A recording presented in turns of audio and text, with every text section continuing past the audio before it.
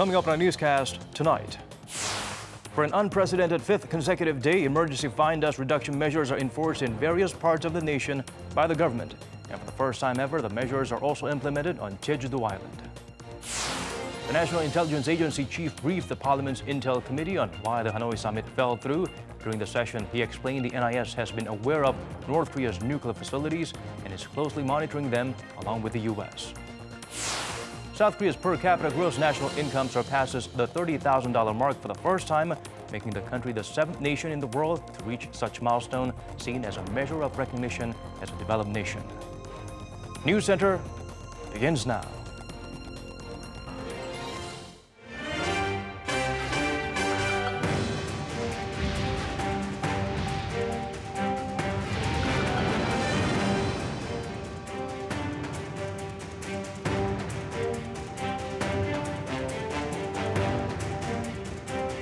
It's 8 p.m. here in Korea, live from our studio in Seoul. This is Arirang News Center. Welcome to our program. I'm Daniel Choi.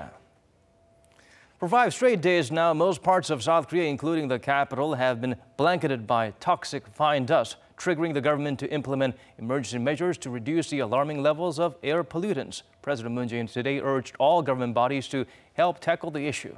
Our Oh Soo-young is out in central Seoul to update us on the situation. So, Soo-young, it looks like we're set for another day of emergency air pollution on Wednesday.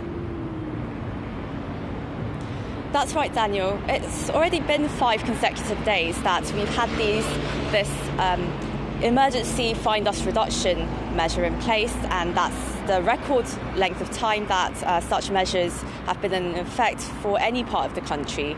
On Tuesday, the measures were extended to 12 parts of the country. That includes Seoul, the surrounding Gyeonggi-do province, as well as the southern resort island of Jeju for the first time ever. Under a law enforced last month, local governments are required to take action when ultrafine dust density is forecast to be very bad, or when average daily density exceeds 50 micrograms per cubic metre. Measures in Seoul, for instance, include an alternate driving system for civil servants. Industrial facilities and power plants are also restricted in terms of operational hours and output during the emergency period. A number of flights and ferries in Jeollanam-do province have been cancelled due to the dust and fog. Unfortunately, due to slow and stagnant winds from China, experts say the current fine dust conditions are unlikely to clear up soon. And the Environment Ministry said Tuesday that the emergency measures will stay in place across the capital areas on Wednesday. Well, Soo-young, the situation remains critical, so top-level officials, including the president himself, have been working to address the issue. What's been discussed so far? Well, President Moon Jae-in is said to have received an almost hour-long report from Environment Minister Cho Myung-lee on Tuesday evening. Cho is said to have told the president that all relevant ministries will do all they can to make sure this alarming level of air pollution is being addressed, and that officials will check how measures like restricting vehicles on the road and monitoring gas emissions from industrial sites are being enforced. Moon called on all government bodies to help tackle the issue and said that the public's needs must be instantly addressed. In particular, he asked that finances are quickly prepared to distribute air purifiers for daycare centres, kindergartens and schools. On top of that, government officials are said to be working to revise the law to legally classify fine dust as a form of social disaster. And that's expected to help authorities better prepare countermeasures for the worsening bouts of air pollution, as well as outlining a criteria for damage assessment. Apparently, a proposal has already been submitted to Parliament, and officials say it will likely be approved quite soon. Back to you, Daniel. All right, thank you for being out there for us, Soo-young. You do take care, and we appreciate it. If you're here in the nation, the poor air quality is clearly visible to the naked eye, so it's not so surprising to learn the level of fine dust is worse than any other OECD country. Choi Si-young tells us more. Air pollution in South Korea in terms of ultrafine dust concentration is not only more than twice the OECD average, it's the worst out of the entire group of advanced countries. According to a new OECD report, South Korea recorded an average of 25.14 micrograms of PM2.5 particles per cubic meter in 2017. The OECD average was 12.5. Mexico and Italy were higher than the average, while Germany, France, and the United Kingdom came in below. South Korea's air pollution is also bleak by local weather agency standards. In 2016, South Korea's National Institute of Environmental Research singled out Seoul as the most polluted major urban area among the cities it surveyed. The South Korean capital had the highest ultrafine dust levels at an average of 26 micrograms per cubic meter. That's almost twice as high as other survey cities such as London, Paris, Los Angeles, and Tokyo. Those cities range between 12 and 14 micrograms per cubic meter. Local weather experts point to China as the source of the high levels of ultrafine dust in South Korea. The high levels of ultrafine dust we've been seeing over the last few days here are attributable to China. The particles were blown from there to South Korea. According to the National Institute of Environmental Research, stagnant wind currents are making the situation even worse as the particles are not dispersed but linger over the peninsula. With air pollution in South Korea looking grimmer than ever, pressure is rising on the government to take more wide-ranging steps to safeguard public health. 최시영, Arirang News. Wearing face masks to protect ourselves from air pollution has become a necessity these days here in Korea. For some useful tips on choosing and using the options that are available, we turn to our Kim Dami. Under murky skies blanketed with fine and yellow dust, people purchasing and wearing masks has become a common sight as they look to protect themselves from harmful ultrafine particles. Although there is a wide range of dust masks available on the market, only those with a KF label are effective and recommended by health authorities. KF, the abbreviation of Korea filter, is the mark of approval that a mask is reliable. And the number next to the mark shows the percentage of particles that the mask can block. For instance, KF80 means the mask can filter more than 80% of fine particles that are 0.6 micrometers large. Experts say, however, that high filtration masks are not recommended for some people as it may be difficult to breathe through them. People with respiratory problems, including children and the elderly, are advised to stay away from masks with higher filtration like KF99. Masks with KF94 are usually recommended, but the ones with KF80 provide enough protection as well. When wearing a certified mask, its strings and wires should be extended to ensure complete coverage of the mouth, nose, and chin. In addition, experts say masks can be reused several times when kept in a clean plastic bag or container. However, they recommend the masks be discarded after being used once, especially on days when dust levels are notably high. Dust masks, which are available in a wide range of prices, can be found at local pharmacies and can also be purchased online. Kim Dami, Arirang News.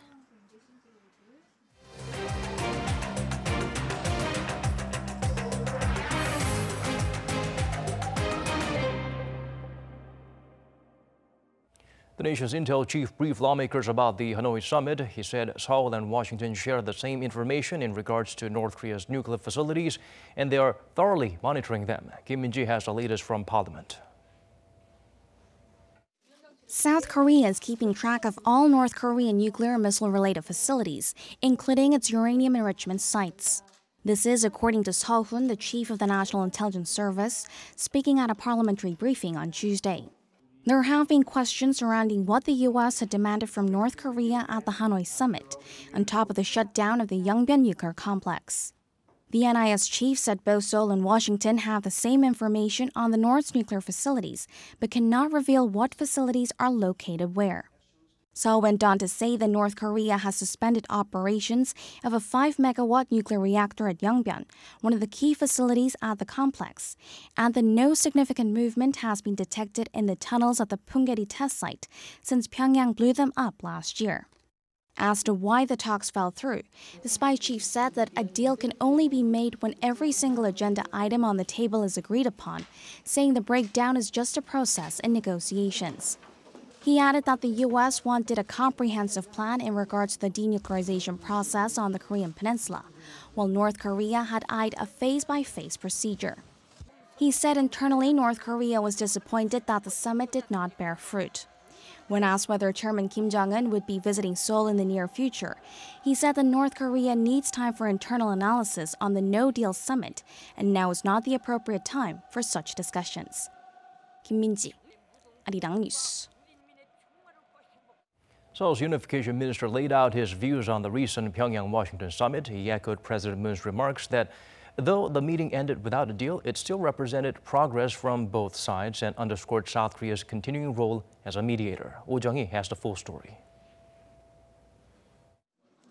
Speaking at the National Assembly on Tuesday, South Korea's Unification Minister Cho Myung-kyun said Pyongyang and Washington, though they clashed in the denuclearization front, saw eye to eye in establishing new relations and setting peace on the Korean Peninsula. North Korea and the U.S. saw their views align on liaison offices, which are significant to support future talks regarding nuclear inspections and repatriating the remains of America's war dead. In building peace, they saw eye to eye in formally declaring an end to the Korean War. The minister said Kim and Trump had an extended conversation lasting over 7 hours, which is a meaningful step forward in that they now came to fully understand where the two sides stand. North Korea and the U.S. had different assessments on how much value the Yongbyon nuclear complex holds in the North's nuclear program and on how they should sequence out the denuclearization steps and U.S. lifting of sanctions.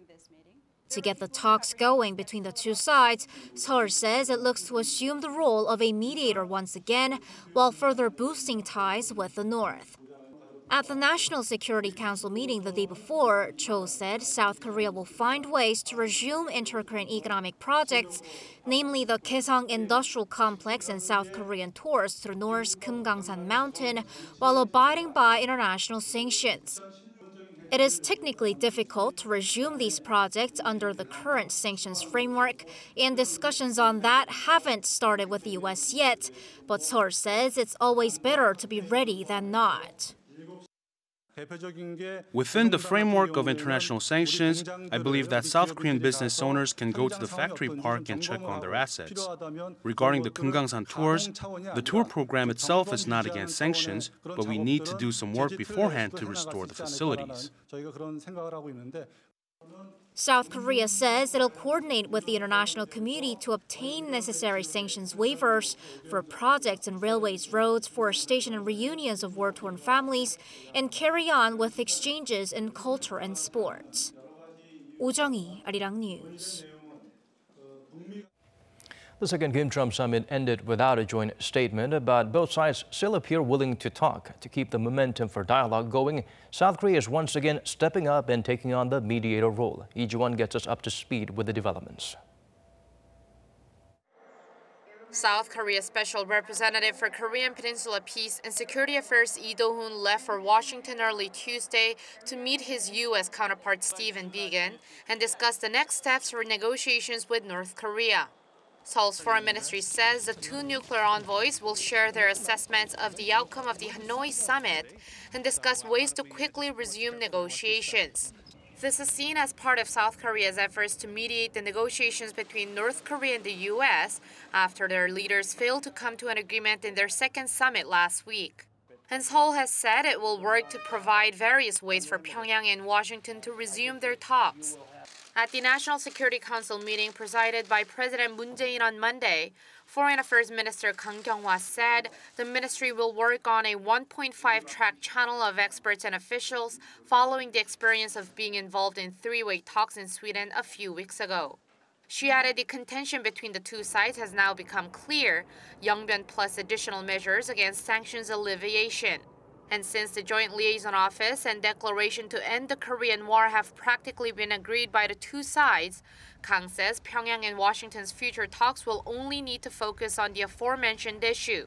With nuclear envoy Yi meeting with various U.S. officials during his 3-day visit to Washington, there are high expectations that this could lead to a sit-down between Minister Kang and Secretary of State Mike Pompeo, or even between their leaders in an effort to maintain the momentum for dialogue. Lee Ji-won, Arirang News. U.S. Secretary of State Mike Pompeo believes Washington will send a delegation to North Korea in the coming weeks. Speaking to the Iowa Farm Bureau on Monday, the top diplomat expressed optimism that talks will resume between the two sides. Regarding the recent summit with the regime, he said the two countries made some progress, although they didn't end up where they had hoped for. Pompeo added he is continuing to work to find areas of shared interest between Pyongyang and Washington.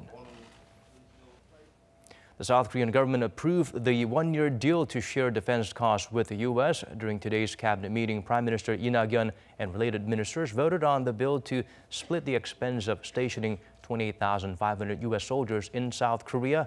This comes after the two sides signed a new cost-sharing deal last month, under which Seoul will contribute about $925 million, up 8.2% from the last contract.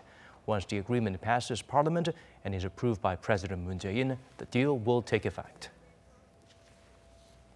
If the country remains on the road to achieving peace, a nuclear-free era will come on the Korean Peninsula, part of a speech President Moon Jae-in delivered at the Korean Naval Academy. Today, Shin Se-min shares with us his remarks. President Moon Jae-in is remaining steadfast in his diplomatic efforts to denuke the Korean Peninsula, despite the breakdown in negotiations at the Hanoi summit last week. Speaking before a crowd gathered for the commission ceremony at the Korean Naval Academy in the country's southeastern city of Jinhae, President Moon said if we consistently push for peace, denuclearization will eventually come. 우리가 의지를 갖고 한결같이 평화를 추구한다면 한반도 비핵화와 항구적 평화는 반드시 올 것입니다. 평화 경제의 시대가 이어질 것입니다.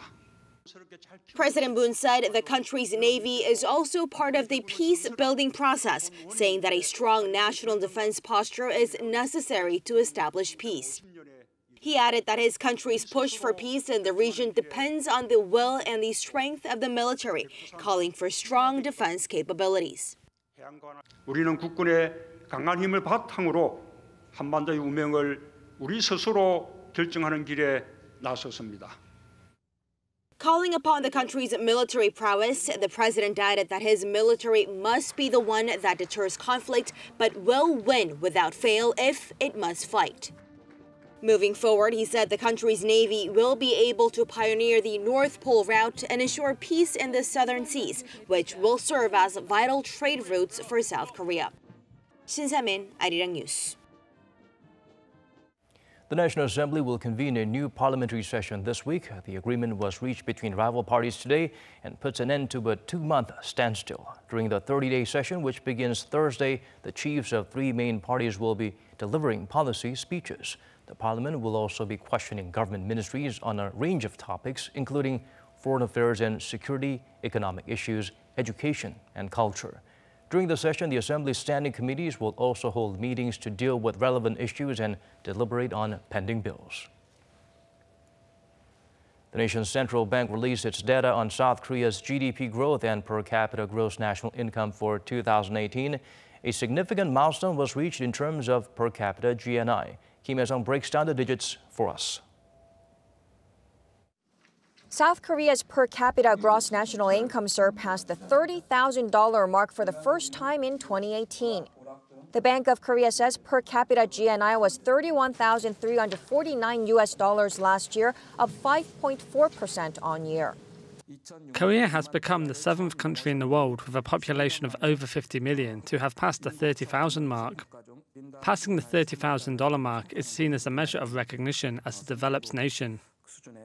Korea's per capita GNI passed the $10,000 mark back in 1994, the $20,000 mark in 2006, and has now passed the $30,000 milestone. This puts Korea on the same tier as 6 other countries, the U.S., France, the U.K., Germany, Japan, and Italy, which all have more than 50 million people and a per capita income of at least $30,000. But gross national income includes government and companies' income, and experts point out a higher per capita GNI doesn't mean Korean households are all better off. Real GNI, which takes into account terms of trade, grew 1% on-year last year, the slowest pace since the global financial crisis. Deteriorating terms of trade means households' disposable income didn't really go up last year due to higher prices of imported goods like oil. The income gap between the top 20% and bottom 20% hit 5.57 in the fourth quarter of 2017, making it the largest income gap since 2003, meaning a higher per capita income isn't being felt by all Korean households. As for Korea's GDP growth, the BOK said it grew by 2.7% in 2018, the slowest pace in 6 years. Exports and consumption contributed to economic growth while investment fell sharply. Citing growing structural problems like a low fertility rate and aging population, the Bank of Korea said narrowing income disparity and creating more quality jobs will be important to achieve sustainable growth and for households to actually feel an increase in purchasing power. Kim Hae-sung, Arirang News. Moving on to other stories now, China started its 2 sessions on Sunday. At this annual event, Beijing released its highly anticipated growth target for 2019. Ko Roon-hee has the highlights from that meeting. One of China's largest political events is dubbed the 2 sessions because it's where both the National People's Congress and the advisory body, the Chinese People's Political Consultative Conference, come together to establish China's goals for the next 12 months. On Tuesday, the National People's Congress started its session in Beijing, with Premier Li Keqiang announcing China's growth target for 2019. The goal for GDP growth was set at a range of 6 to 6.5%, lower than last year's 6.5%. In 2018, China's economy grew by 6.6%, the slowest pace in 28 years. Premier Li explained the background of the new growth target. Currently, our country is facing an exceptional, complex, and severe situation, and the economy is facing new downward pressure. Analysts are attributing the lower target to the ongoing trade spat between Washington and Beijing, which has negatively affected Chinese businesses. Weakening domestic demand was also cited as a contributing factor. Experts in Korea say China's lower growth target could signal a red flag for local exporters. As of last month, Korea's exports to China accounted for roughly 25% of the country's total outbound shipments. South Korea exports a lot of intermediary goods to China, and Beijing's lower economic growth rate means less products are manufactured. Therefore, this is negative news for exporting firms in Korea. Other than the growth rate, China also revealed its target consumer price inflation for this year at Tuesday's session, which has been set at around 3%. In terms of employment, China aims to create 11 million new jobs in urban areas and maintain the unemployment rate in those areas at around 5.5%. The budget deficit goal was set at 2.8% of GDP, up from 2.6% last year. Ko Roon-hee, Arirang News. Consumer prices rose at their slowest pace in 2.5 years last month, mainly due to a drop in international oil prices. According to Statistics Korea, there was an increase of just 0.5% on-year in February. The rate of increase has been under 1% for 2 straight months. The agency explained a slump was seen in the price of petroleum goods, citing the drop in international oil prices. Another reason was lower vegetable prices compared to a year earlier due to a base effect. Global smartphone shipments fell for the first time last year on the back of a saturated market and a lack of innovative devices. According to market research firm Strategy Analytics on Tuesday, smartphone vendors shipped a total of 1.43 billion units worldwide in 2018, down 5.1% compared to the previous year.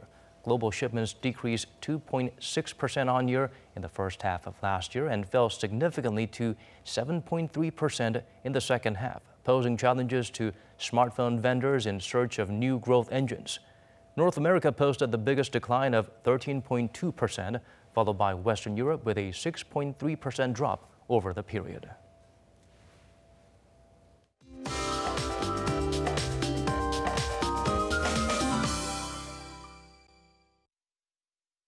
Time to turn to Michelle back at the Weather Center for the updates you need. Michelle, toxic levels of particulate matters in the air has lingered with us for the longest time.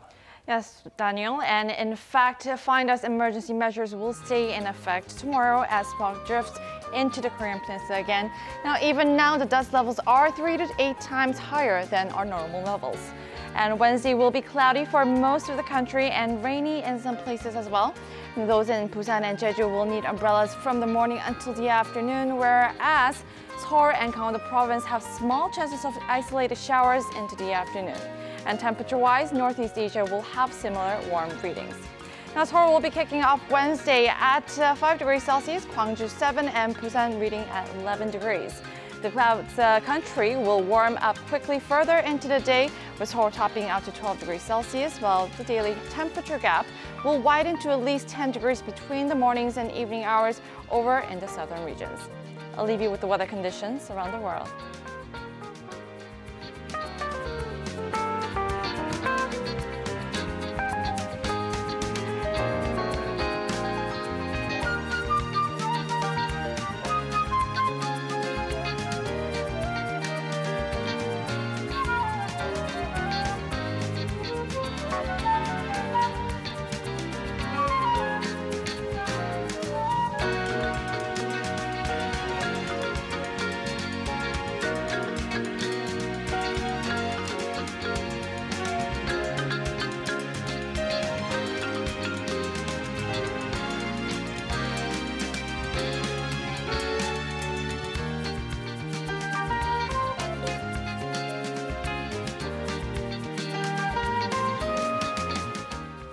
That's all we could pack into tonight's edition of Arirang News Center. Wherever you may be tuning in from, thanks for staying with us.